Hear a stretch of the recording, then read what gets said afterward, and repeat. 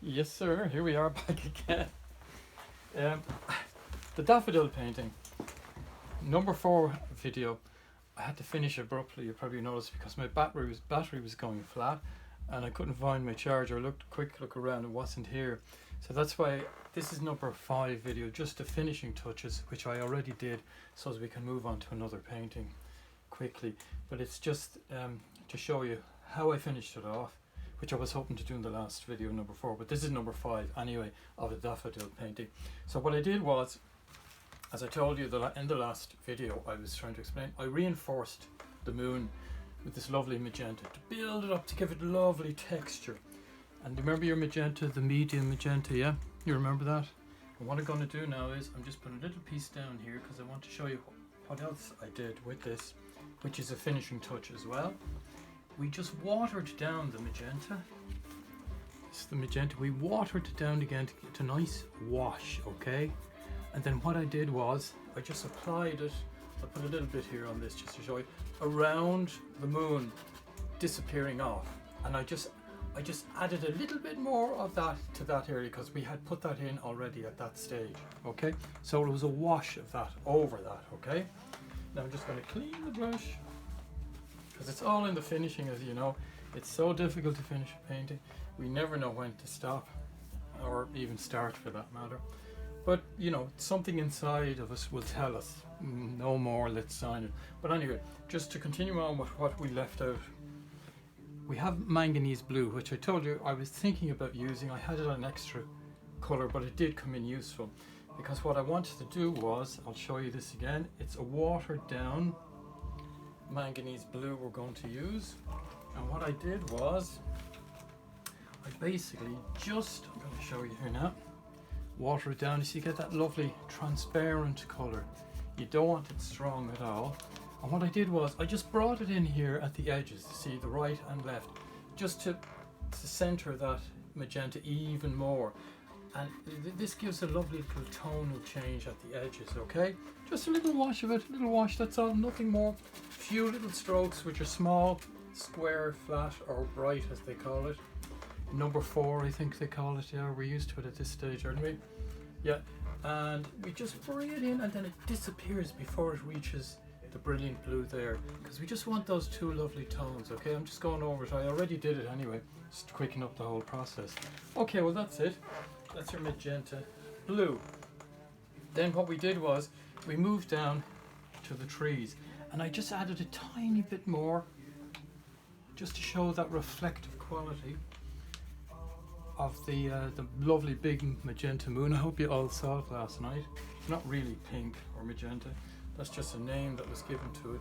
And what I did was I just embellished even more, brought up those little highlights on the trees, as if the magenta, you know, was scattering its beautiful rays of light onto the tips of those trees in the background. Can you see that? Okay, and I also did it down here just to reinforce them again, because it's beautiful against the blues. Okay, I also did it down there in that little area with your directional stroke to the right. So we're going to clean the brush. You can stop all these and pause them. Then I also went for my light blue permanent, you know, the lightest blue we have, and I watered that down as well. Now if you don't have light blue permanent, use any other blue that you have and just add some white to it, because what we're trying to do is we're just going to get a nice little watered down version of it here on my palette. Can you see that?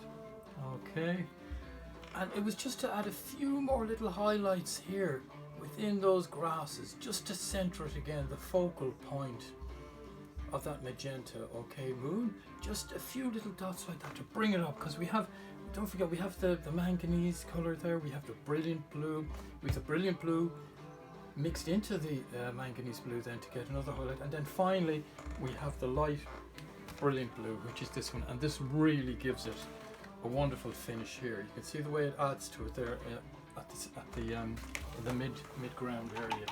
Okay, cleaning off my brush again. Then, in order to, we were using the yellow cadmium light, as you remember, this one, for the highlights on the daffodils. But what we're going to have to do is, we're going to add, to get the ultimate, to finish off highlight, we added a little bit of white to it as well, okay? You don't need the cadmium yellow light. If you have any type of cadmium yellow, just use that and add white to it. And you see the way it brings it up? Lighter tone again, because we want highlights at the top. Okay, and what we do then is we just follow where we had the highlights, just bring it down nice and loose. Can you see that? Nice and loose all the way down, just to get a little highlight. See, I already have it down there, but I'm just showing you this where the highlights are marked in the previous videos that we did for the daffodil painting. You just follow those areas. A few little dots here and there maybe help it as well, like the reflective light within the daffs, you know. Okay, a few little dots, but basically it's the top area of the petals that are going to have this light effect, okay, to get a little bit of 3D into it, because we don't want it all too flat. Okay, so that's that one. Then we got a little bit of shadow into the daffs as well, and we have your cadmium medium yellow there, but what we have to do with that is we toned it down with a bit of cadmium orange. Okay, the cadmium orange, I have it here for you just to show you. This is the cadmium yellow. Just a little bit of orange into it gives it a deeper tone. Okay, can you see that? Slightly deeper tone.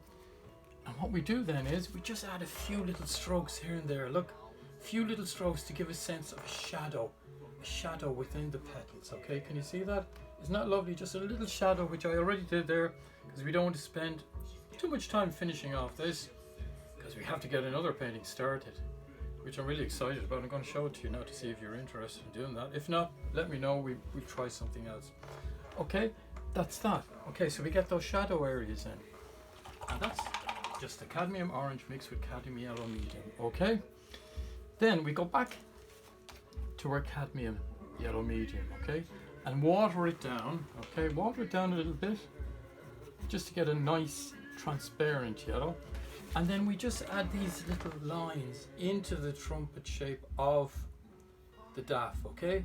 Just to give it a bit more detail there. And the same with this one over here, because you know the way it is sort of, I don't know what the word for it, but there's those little folds in that area of the flower. Okay, and that's it. That's as simple as that. That's what we do with that. That's your watered down cadmium medium. Then we go for our red. If I have it here, do I have it? Oh, I must have it, yeah. A little bit of red. And all we did with the red was we just, cadmium red medium this is, by the way, we just put a dot of the red into the red light that's already there. Just add a little bit more there to get a depth into that little trumpet shape, and a little bit more there in the center of it, because we have the cadmium red light already in those areas. Okay, you see that? Then the brush is clean. Now we move on to the stems and to busy it up in the foreground, and we're actually a little bit of the green and the yellow mixed together, the cadmium yellow and the green. Okay, and it's just going to give a little highlight to these areas here, just to busy it up again a little bit more. Okay, I'll just show you. Just twist your brush, that's it there, my Akiko brush, and then you just come down over those areas, the tips of it. Just let your brush flow down, not too far. You don't want it all the way. This is just a very subtle sort of hint of light, you know, coming in, directional light from the light source. Okay, and that's all. That's all basically we do. Just brings it to life. Okay, and as it is, we only used a tiny bit of white in that area, because you know I don't like using white. But basically, that is all I have to say about the daffodil painting. But what I wanted to show you was this. Would you be interested in trying this painting next? Yeah? Will we go for it? Okay, we'll go for it. Well, that'll be our next painting. That's from, when did I do that? That's a Provence, when I was in France about 10 years ago. Took lots of reference photographs, and I just ended up with this lovely composition. The lavender fields and the cypress trees and the lovely tiled red roofs, terracotta roofs. But we'll go for that one next, okay? Brilliant. I'm looking forward to it already. Now that'll finish off your daff painting, and then of course remember, give it a lovely signature, measure it up for your frame. And I'm not really going into the varnishing of paintings yet, because it's that's another process I'll show you at a later stage. Okay, thanks very much indeed. Talk to you soon. Bye.